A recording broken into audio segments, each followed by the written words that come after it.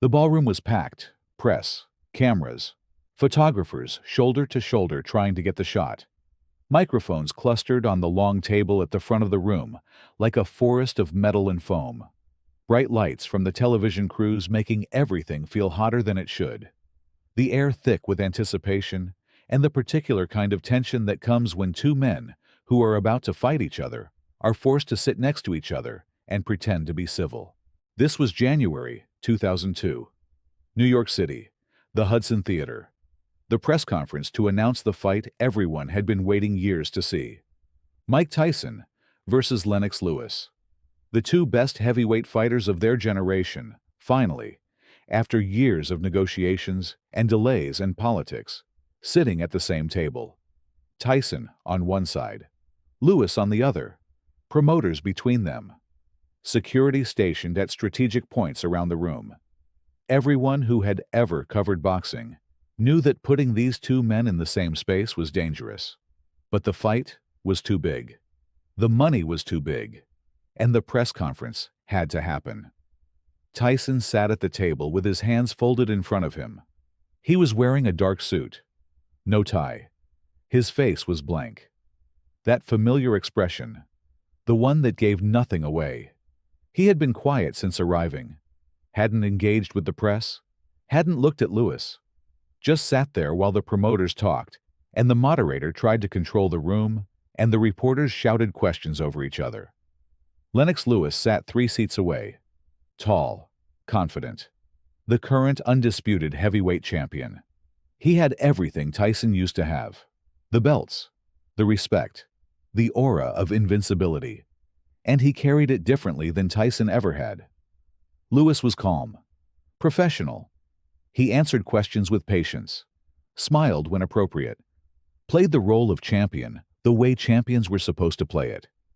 And there was something in that calm, in that control, that felt like a rebuke to everything Tyson represented. Like Lewis was showing the world what a real champion looked like. Not the troubled, controversial, dangerous version, but the legitimate one. The moderator was asking Lewis about his training, about his preparation, standard questions, and Lewis was giving standard answers, talking about his camp, his conditioning, his respect for Tyson's power. All the things fighters say before fights. Respectful, but confident. Acknowledging the opponent, but making it clear he expected to win. And then, someone in the press corps shouted a question that cut through the noise. "Lennox, is Tyson scared of you?" The room got quieter. Not silent, but quieter. Because everyone knew that question wasn't really a question. It was bait. An attempt to get Lewis to say something that would provoke a reaction. Create a headline. Make this press conference into something more than just promotional theater. Lewis paused. He could have deflected, could have given a diplomatic answer. But he didn't. He looked at the reporter. And then, without looking at Tyson, he said it. "I think he is. Yeah, I think he's scared." The words hung in the air for a moment. 3 seats away, Tyson's hands, which had been folded on the table, went still. Completely still. His breathing, which had been steady, stopped for just a second. And anyone who was watching him closely, anyone who knew what to look for, saw it. The shift, the change, the moment when something inside Mike Tyson moved from contained to barely contained. Lewis continued talking, elaborating, saying something about how Tyson's best days were behind him, how he knew it, how everyone knew it. And that's why Tyson had been avoiding this fight for years. Because he knew, deep down, that he couldn't win. Tyson's jaw tightened. His eyes, which had been staring at nothing, focused, locked onto Lewis. And the expression on his face didn't change in any obvious way. But something in his eyes did. Something that made the reporters in the front row instinctively lean back. Something that made the promoter sitting between Tyson and Lewis glance nervously to the side. Something that made the security guards stationed around the room shift their weight and move their hands closer to their radios. 5 seconds. That's how long it had been since Lewis said the words. 5 seconds of Tyson staring at him. And Lewis, who was still talking, still explaining why he thought Tyson was scared, felt it. Felt Tyson's eyes on him. And his voice, mid-sentence, faltered slightly. Not a stop, just a hitch. A momentary awareness that something in the room had changed. Tyson's hands unclenched. Slowly. His fingers spread flat on the table. And that motion, that small adjustment, was enough. Enough for the security guard closest to the table to take a step forward. Enough for the promoter to put his hand out in a calming gesture. Enough for the moderator to start saying something about keeping things professional. But it was already too late. Tyson pushed his chair back. Not violently, not with obvious aggression. Just pushed it back and stood up. And the moment he stood, the room reacted. Cameras flashed. Reporters stood. Security moved. Not running yet, but moving. Closing distance. Getting into position. Lewis saw Tyson stand. And for the first time in the press conference, his confidence wavered. He stood too. Defensive. His hands came up slightly. Not into a fighting stance, but ready. And his face, which had been calm and controlled, showed something else now. Not fear exactly, but awareness. The awareness that he had just said something that couldn't be unsaid. And that Mike Tyson, sitting 3 seats away, had heard it, and was now standing. "Mike, sit down," the promoter said. His voice was urgent, but trying to stay calm, trying not to escalate. "Come on, man, sit down. We're just talking here." Tyson didn't sit down. He didn't move toward Lewis yet. He just stood there, hands at his sides, eyes locked on Lewis. And Lewis stared back, neither of them moving, neither of them speaking. Just standing, 6 feet apart, a table between them, security moving closer, the entire room holding its breath. And then Tyson's face changed. Just slightly. The corner of his mouth moved. Not a smile. Something else. Something that looked like recognition. Like he had just decided something. Made a choice. And that choice was written on his face clear enough for everyone to see. One of the security guards saw it. A big guy. Ex-cop, probably. Someone who had been around violence long enough to recognize the moment before it happens. And he didn't wait. He moved. Fast. Stepping between Tyson and the table. Putting himself in the path. And when he moved, the other guards moved too. All of them. Converging on the table. On Tyson. On Lewis. "Mike, back up," the guard said. His voice was firm but not aggressive. Trying to de-escalate. "Just take a step back, man. We're good. Everyone's good." But Tyson wasn't backing up. He was moving forward. Not running. Not lunging. Just walking. Toward the table. Toward Lewis. And Lewis, seeing him come, stepped to the side. His hands came up higher. Still not a fighting stance. But ready. And the guards were grabbing Tyson now. Hands on his arms. On his shoulders. Trying to hold him back. But Tyson was still moving. Not fighting the guards. Just moving through them. Like they weren't strong enough. Like nothing was strong enough to stop what was about to happen. The table went over. Someone bumped it. Or pushed it. Or it just couldn't hold the weight of everyone leaning against it. And when it went over, the microphones fell. Cables tangled. Water bottles spilled across the floor. And the room, which had been tense but controlled, erupted into chaos. Reporters scrambled backward. Chairs toppled. Cameramen kept filming but moved out of the way.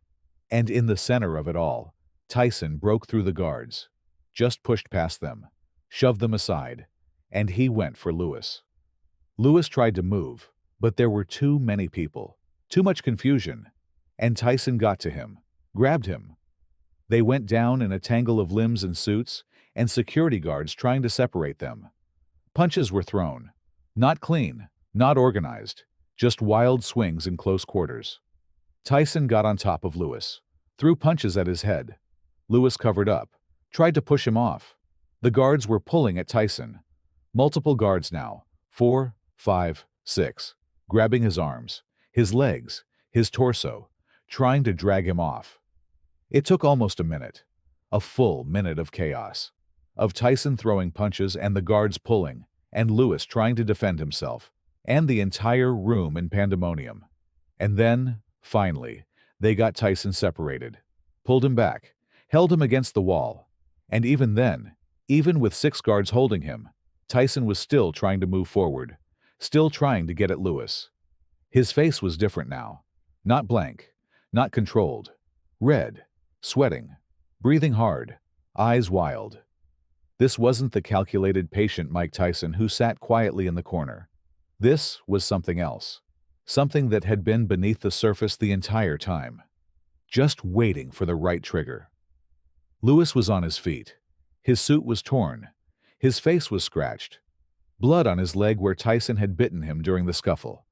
He was being held back by his own security. And he was shouting, saying something about Tyson being crazy, being out of control, being exactly what everyone said he was. And Tyson, held against the wall by 6 guards, was shouting back, his voice raw, incoherent. Just noise and rage and all the things he had been keeping locked down for the past hour finally pouring out. It took another 5 minutes to clear the room, to get Tyson out of the building, to separate the 2 camps, to restore some semblance of order. And by the time it was over, the press conference that was supposed to promote the fight had become the story. The chaos, the violence, the moment when Mike Tyson proved once again that the version of himself he showed the world was just a thin layer over something much more dangerous. But the people who had been watching closely, the ones who understood what they were seeing, knew that the fight didn't start when Tyson stood up. It started 5 seconds earlier, when Lennox Lewis said the words, when he called Tyson scared. And when Tyson heard those words, and something inside him broke. That look, that 5-second stare before he stood, that was the moment. The moment when Tyson made the decision.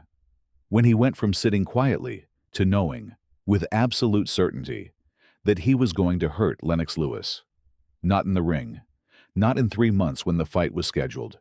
Right now, in this room, in front of all these cameras and reporters and security guards. Because some words can't be let go. Some challenges can't be ignored. And when someone questions your courage, questions whether you're scared, that's not promotional talk. That's personal. Tyson had been called a lot of things in his career. Dangerous, violent, out of control, criminal. And he had accepted most of those labels because, in their own way, they were true. But scared? That was different. That was an attack on the one thing he had always been certain of. That he was fearless. That he walked into every situation, every ring, every confrontation, without hesitation. That fear was something other people felt when they looked at him. Not something he felt. And Lewis had said it. In front of the world. Had looked into a camera and said Mike Tyson was scared of him. And Tyson had looked at him. For 5 seconds. And in those 5 seconds, every security guard in that room knew what was coming. Because they had seen that look before. In other fighters. In other situations. The look that says, I've made a decision. And nothing you do is going to change it. They rushed in. Tried to get ahead of it. Tried to stop what was about to happen before it happened. But they were too late. By the time they reached Tyson, he was already moving. Already committed. Already past the point where words or hands on his shoulders or professional consequences mattered. Lennox Lewis had called him scared. And Mike Tyson had shown him, in the most direct way possible, what a scared man doesn't do. Years later, people would debate whether the brawl was planned. Whether it was a publicity stunt designed to sell more tickets. Whether Tyson had intended to attack Lewis all along. And maybe some of that was true. Maybe the promoters knew that putting these 2 men in the same room would create fireworks. Maybe Tyson, on some level, had decided before he even arrived that he was going to make a statement. But the people who were there, who saw it unfold in real time, knew it wasn't staged. Because you can't fake that look. That 5-second stare where Tyson's entire expression changed. Where something inside him moved from controlled to uncontrollable, where every person in the room who had any experience with violence felt it, felt the shift, felt the certainty that something was about to happen that couldn't be stopped. Security rushed in, not because Tyson had done anything yet, but because they saw the look, and they knew, and they were right. Mike Tyson heard Lennox Lewis call him scared, and one look told everyone in that room exactly what was coming. The guards rushed in. They tried. They did everything they could. But it wasn't enough. Because some things, once set in motion, can't be stopped. They can only be endured. And for 60 seconds in that ballroom in New York, everyone endured Mike Tyson unleashed. Not in a ring, not with rules, not with a referee to step in when things went too far. Just raw, unfiltered, the thing that had always been underneath. Finally let loose. And it all started with 5 seconds. 5 seconds of Tyson looking at Lewis after hearing those words. 5 seconds that made grown men whose job was to prevent violence move toward him before he even stood up. Because they knew. They all knew. That look meant someone was about to get hurt. And no amount of security was going to stop it. You felt it. That moment when someone says something that crosses a line. That challenges something fundamental about who you are, or what you believe, or what you're capable of. And in that moment, you have a choice. You can let it go. You can be the bigger person. You can tell yourself it's not worth it. That words are just words. That proving them wrong isn't worth the consequences. Or you can do what Tyson did. You can make a decision, right there, in that instant, that this ends now, that you're not going to wait, not going to prove them wrong with patience or discipline or by winning the official fight 3 months from now. You're going to prove them wrong immediately, with action, with consequences, with the kind of response that makes everyone understand that some lines should never be crossed. Most people choose option 1. They walk away. They let it go. They tell themselves it's maturity, wisdom, the smart choice. And maybe it is. Maybe walking away from provocation is the sign of real strength. But Tyson didn't walk away.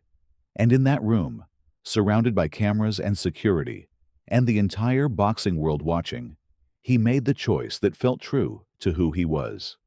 That honored the only code he really understood. That when someone challenges your courage, questions whether you're afraid, you show them. Immediately, definitively, without hesitation. The security guards saw it in his eyes, that moment of decision, and they rushed in because they knew. They had seen it before, in other men, in other situations. That look that says, I'm about to do something I can't take back, and nothing you say or do is going to stop me. You've been in your own version of that room. Maybe not at a press conference, maybe not with security guards and cameras, but you've been somewhere when someone said something that made you feel that shift. That made you go from controlled to barely controlled in the span of a sentence. And you felt it in your chest, in your hands, in the way your breathing changed. And you had to decide. Right then, are you going to let it go? Or are you going to act? Most of the time, we let it go. Because the consequences are too high. Because we're adults. Because we've learned that impulse control is what separates us from chaos. But Mike Tyson, in that moment, chose differently. And whether that makes him dangerous, or honest, or out of control, or just human, depends on your perspective. What's undeniable is that 5 seconds after hearing Lennox Lewis call him scared, everyone in that room knew what was coming. The security guards knew. The promoters knew. The press knew. Even Lewis knew. Because Tyson's look said everything. And once that look appeared, once that decision was made, nothing else mattered. Not the cameras. Not the consequences. Not the 6 guards who would try to hold him back. He was going to hurt Lennox Lewis. And everyone was going to see it. One look. 5 seconds. And security rushed in. But they were already too late. Because the moment Tyson made that decision, the moment his face changed, and his hands unclenched, and his eyes locked onto Lewis with absolute certainty, the fight had already started. Everything else was just the aftermath.